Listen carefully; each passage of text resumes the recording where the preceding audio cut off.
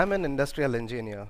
The goal in my life has always been to make more and more products in least amount of time and resources. While working at Toyota, all I knew was how to make cars until I met Dr. Akira Miyawaki, who came to our factory to make a forest in it in order to make it carbon neutral.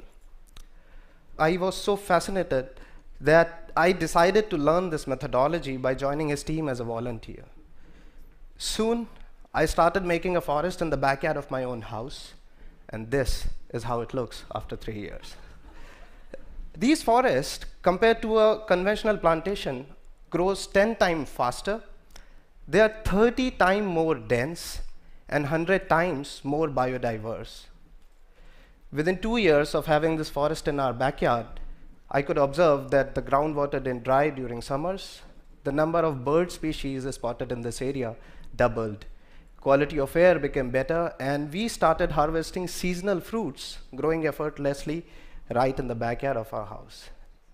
I wanted to make more of these forests. I was so moved by these results that I wanted to make these forests with the same acumen with which we make cars or write software or do any mainstream business. So I formed a company which is an end-to-end service provider to create these native natural forests. But to make afforestation as a mainstream business or an industry, we had to standardize the process of forest making. So we benchmarked the Toyota production system, known for its quality and efficiency, for the process of forest making. For an example, the core of TPS, Toyota production system, lies in Haijunka, which is manufacturing of different models of cars on a single assembly line. We replace these cars with trees, using which now we can make multi-layer forest. These forests utilize 100% vertical space. They are so dense that one can't even walk into them. For an example, we can make a 300 trees forest in area as small as parking spaces of 6 cars. In order to reduce cost and our own carbon footprint, we started utilizing local biomass as soil amender and fertilizers.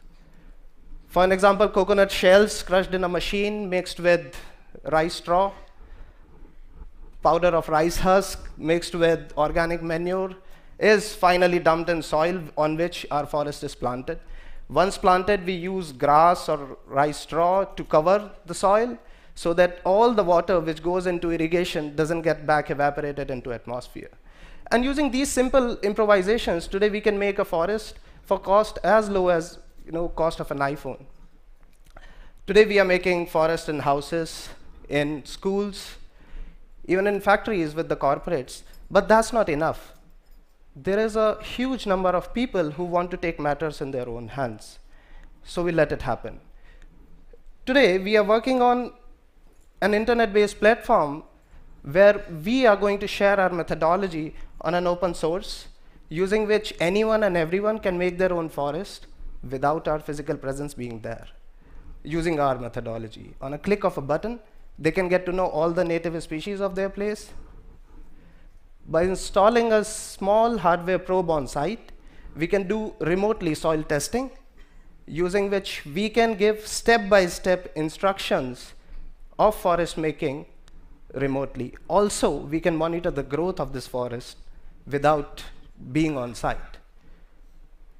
This methodology, I believe, has a potential. By sharing, we can actually bring back our native forest. Now, when you go back home, if you see a barren piece of land, do remember that it can be a potential forest. Thank you very much. Thanks. Thank you.